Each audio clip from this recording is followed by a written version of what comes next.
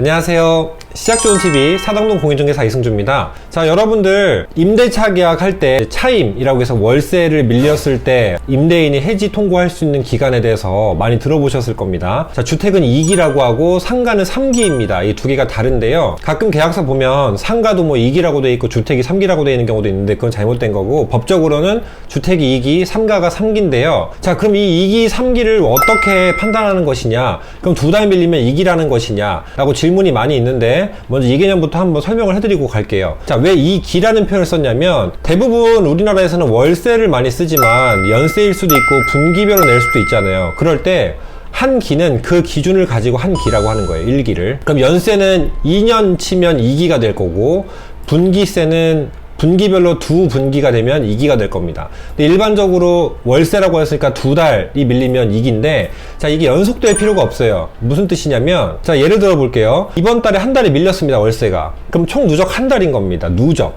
그런 다음에 다음 달에는 보름 정도가 밀렸어요. 그랬다가 또 냈어요. 그 다음에 또 보름이 밀렸습니다. 그럼 합산 두 달이 됐죠. 그때가 2기가 되는 시점이라고 보시면 됩니다. 자, 임대인은 이 2기가 밀렸음을 증명할 수 있어야 되는데, 그리고 통지를 꼭 해야 됩니다. 통지를 함에 있어서 증명을 하는 게 요즘 세상에는 어렵지 않은 게, 보통은 계좌이체로 하죠. 현금으로 주고 영수증 끊어주는 시대는 아니기 때문에 입출금 내역을 바탕으로 해서 월세일이 지나면 그 날부터, 지난 날부터 하루씩 이렇게 계산이 되는 겁니다. 그렇게 생각하시면 될 것 같고요. 상가도 마찬가지입니다. 총 3기를 하면 그렇게 3개의 기, 약속된 그 약정된 기일에 지나면 3기가 달하면 해제가 똑같이 할 수 있습니다. 그 부분 알아두시면 될 것 같고요. 자, 해제인가 해지인가는 제가 옛날에 영상을 한번 한 1년 전쯤인가 올린 적이 있는데요. 간단하게 말씀드리면, 해제는 우리가 계약을 한 순간부터 소급해서 무효가 되는 거고요. 해지는 지금까지는 유효했어요. 유효했는데 앞으로부터 장래효라고 해서 장래에 일어날 일들이 무효가 되는 겁니다. 그러니까 지금까지는 유효했고 앞으로 일어날 일들이 무효가 된 거다라고 해서 해지라는 표현을 씁니다. 자, 그러면은 여기서는 계약 해제일까요? 해지일까요? 네, 해지입니다. 왜냐하면 지금까지 계약은 계속적 관계 유지가 됐었기 때문에 앞으로 일어날 장래에 계약을 유지하지 않겠다라는 거기 때문에 계약 해지가 맞습니다. 근데 계약금을 걸고 계약을 깨겠다, 그러면 계약 해제입니다. 왜냐하면 소급해서 무효화시키는 겁니다. 지금까지의 일을 무효, 없었던 일로 하겠다라고 해제가 되는 거니까, 궁금하신 부분이 있으시면은 제 영상 여기 한번 보셔서 해제, 해지 를 한번 간단하게 보시면 좋을 것 같습니다. 그 다음 개념 하나 설명을 드릴 건데요. 뭐냐면, 전대차 계약이 무슨 뜻이냐면, 자, 똑같이 임대차인데 전은 구를 전자를 씁니다. 그래서 한 번 더 돌린다는 거예요. 임대차 계약을 할 때는 임대인, 임차인 이렇게 있죠. 이 세입자라고 하죠. 이 임차인이 전대인이 되는 겁니다. 한 번 더 굴리는 거예요, 전차인한테. 그래서 임대인 있으면 임차인 있고 전차인이 있는데, 이 임차인이 같은 용어로 전대차 계약에서는 전대인이 되는 겁니다. 빌려줄 대, 임대하는 거고, 빌릴 차입니다. 그래서 빌려줄 대, 빌릴 차. 그래서 임대, 임차, 전대, 전차 이렇게 되는 거예요.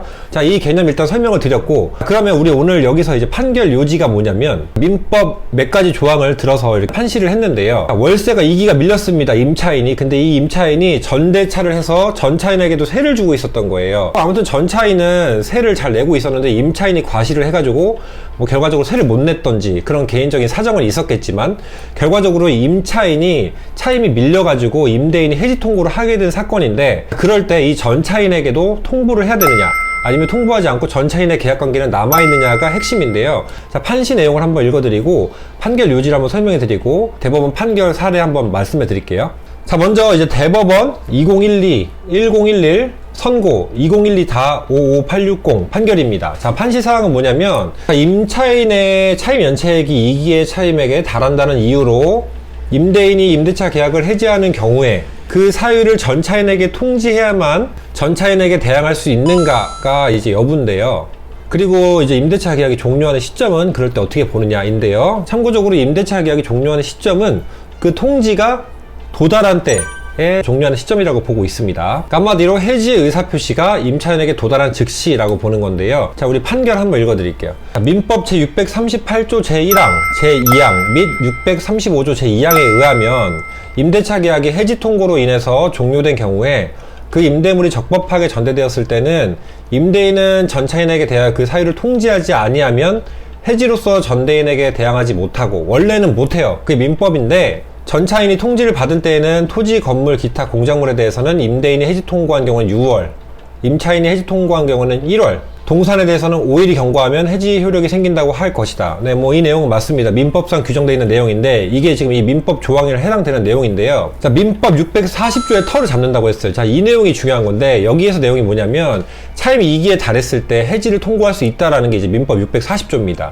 그랬을 때 임차인의 차임 연체액이 2기의 차임액에 달함에 따라 임대인이 임대차 계약을 해지하는 경우에는 전차인에 대하여 그 사유를 통지하지 않더라도 해지로서 전차인에게 대항할 수 있다라고 했습니다. 그리고 해지 의사표시가 임차인에게 도달하는 즉시 임대차 관계는 해지로 종료된다.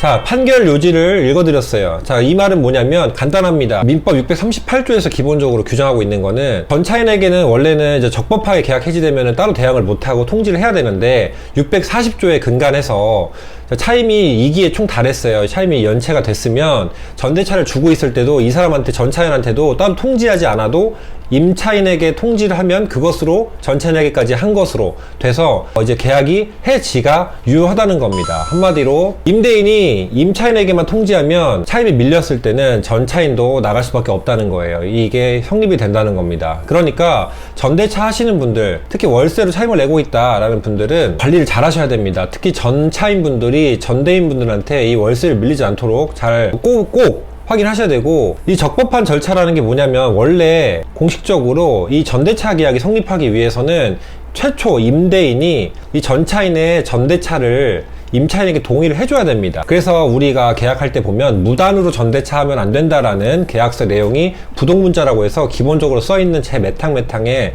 있어요.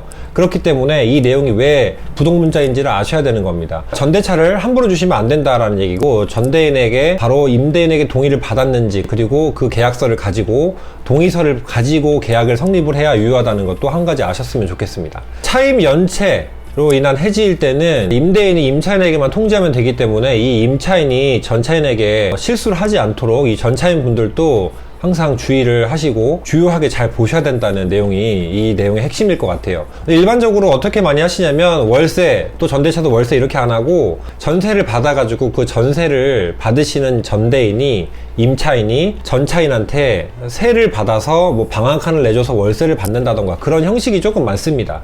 뭐 그럴 때도 당연히 동의를 받겠지만 뭐 그런 경우가 아닌데, 이 경우에는 같은 월세인데 임차인이 세를 못 내서 계약이 해지가 됐는데 전차인이 소를 제기한 거겠죠. 그래서 이런 대법원 판례가 나왔을 것으로 보이는데요. 아무튼 이 내용 참고하셔서 전대차 계약하시는 분들도 도움이 되셨길 바라는 마음에서 영상을 찍었습니다. 오늘도 시청해주셔서 감사하고요. 여러분 아시죠? 구독, 좋아요 부탁드리겠습니다. 감사합니다.